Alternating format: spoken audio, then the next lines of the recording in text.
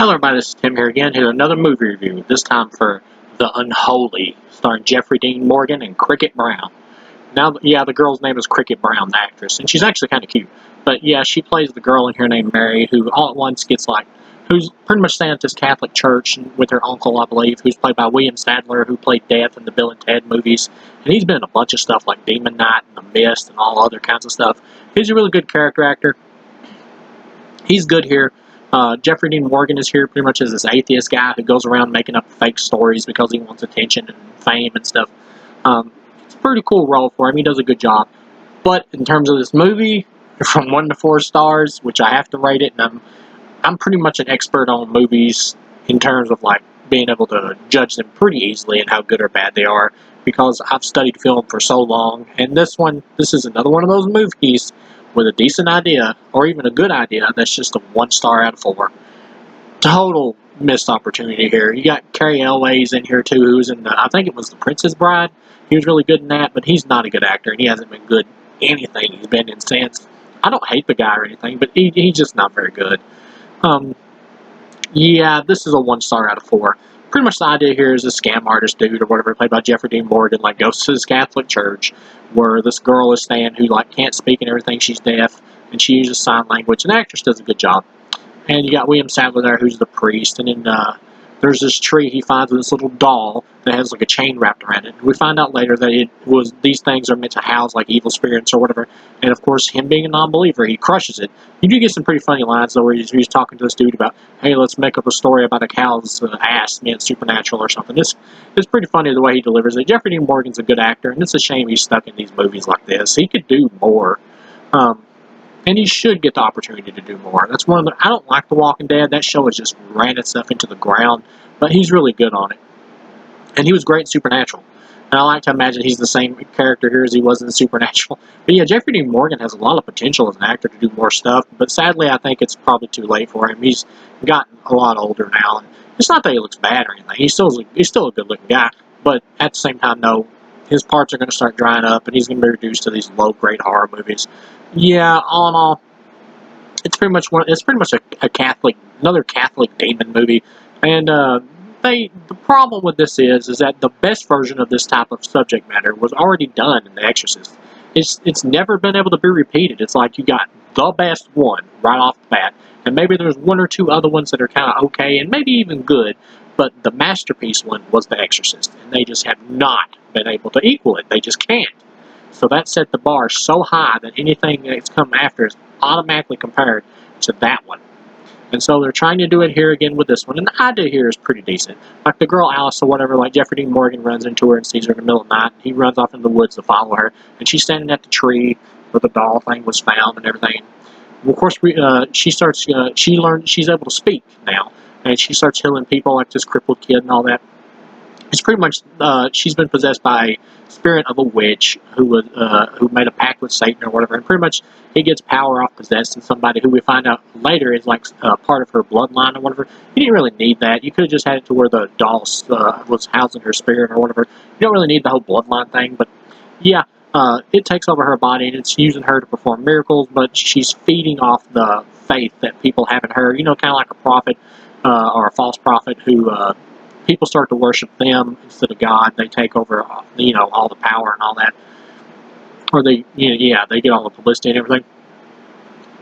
And pretty much the thing wants Jeffrey Dean Morgan, who it's like using the girl's faith against her to use her as a puppet.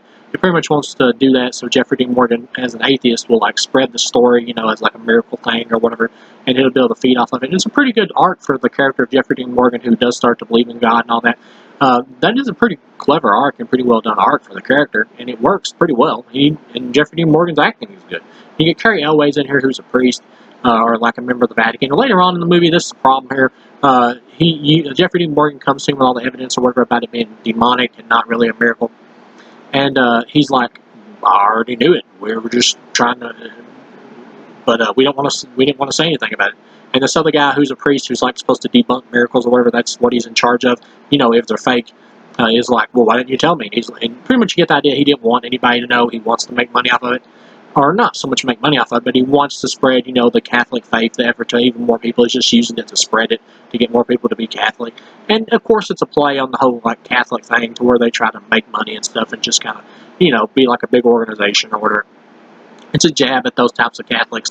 But at the same time, though, it doesn't really add to anything, because you don't really know anything about Carrie Elway's character, and throughout the movie he's just kind of a regular priest, and then at the end they just kind of throw this curveball in out of nowhere, so he's just really two-dimensional, and you don't really get where he's coming from. Like, is he like not really religious and he's just making money, like, serving, the Vatican or whatever? What's going on?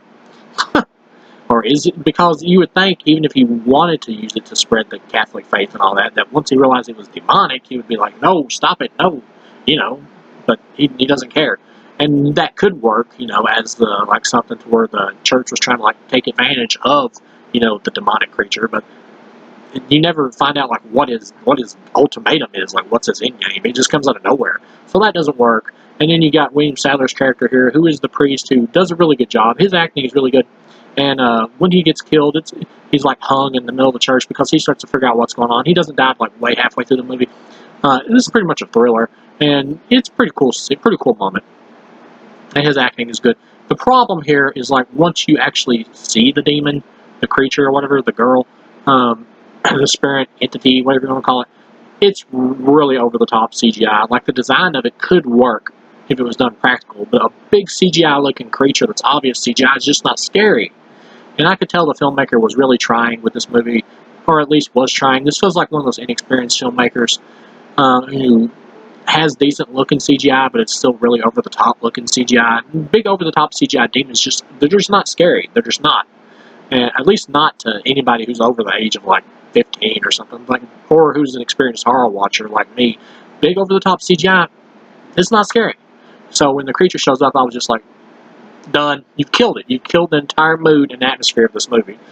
And at the end, they add in even more CGI. They go CGI crazy with the climax and try to amp it up, where this big flaming cross like falls on top of the dude whose job was to like debunk miracles or whatever if they're false. Who's like, he teamed up with Jeffrey Dean Morgan and he got crushed by the big fiery cross, and you can tell it's just like a big prop cross with over the top digital CGI on it. It looks ridiculous. The flames do. It's not that it's so much bad. It takes you out of the movie with a film like this. It's supposed to be relying more on atmosphere and mood, about playing with themes of spiritual faith and stuff. And that's the problem with this movie. Like, the whole idea of like what the creature's doing, like trying to trick people into worshiping it like a false prophet and stuff. That's a clever idea for a movie, but it doesn't really come into play. You don't really get it until the end. The person doesn't really start getting manipulated to like trying to make the people worship them until the end. And so it would have been better if they would have like made the movie shorter and gotten to that quicker and had the person like getting them to worship them, or try to get them to like worship them or whatever, because they're being falsely led, like the girl in the movie earlier. That would have been better. And it's a good idea about how the creature's like tricking her by taking the form of the Virgin Mary and stuff. That's kind of a neat idea. It's using their own faith against her. That's clever. It's a clever idea. But it's just not used well. And when you get to it's just not used much until you figure out what the hell's going on until like over halfway through the movie. And then Carrie Elway's character just has a switch like a light bulb out of nowhere, and it doesn't make any sense. And then, of course, you get to the ending with all the over-the-top CGI. It just looks really bad.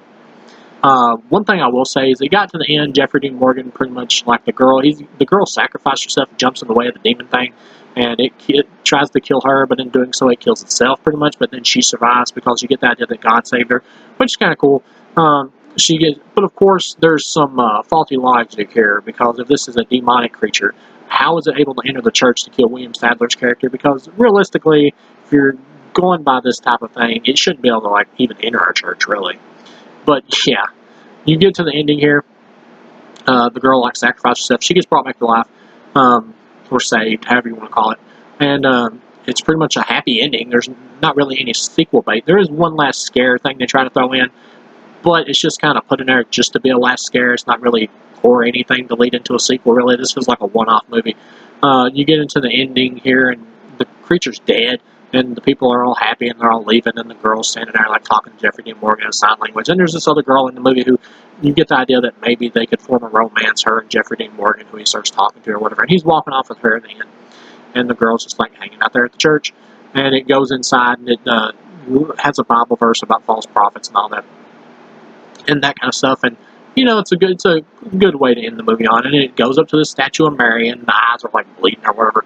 And it's just like, okay, it just has to throw in like one last thing, even though it doesn't really mean anything. It's just kind of put in there as just one last image to leave the audience out on an airy note, because it's a horror movie. Yeah, this is easily a 1 out of 4. As soon as I saw this trailer for this movie online, and I saw some people going, Jeffrey Dean Morgan, being excited about it just because he was in it. Because that's kind of the way geek culture is. They'll support any kind of product as long as it's an actor that they have love for in it. And I get it. I've done the same thing before. But as soon as I saw the trailer, I was like, the over-the-top CGI in it, I knew exactly what I was getting with this. And it's exactly what you think it would be. This is easily a 1 out of 4. Total waste of time, unless you're just like a huge Jeffrey Dean Morgan fan. You just want to watch it for a good performance from him. Other than that, it's a failure. It sucks, but it doesn't suck in a way to where it's offensive or anything. It's just another sucky religious themed horror movie. So yeah, thank you guys for watching, and I'll see you again.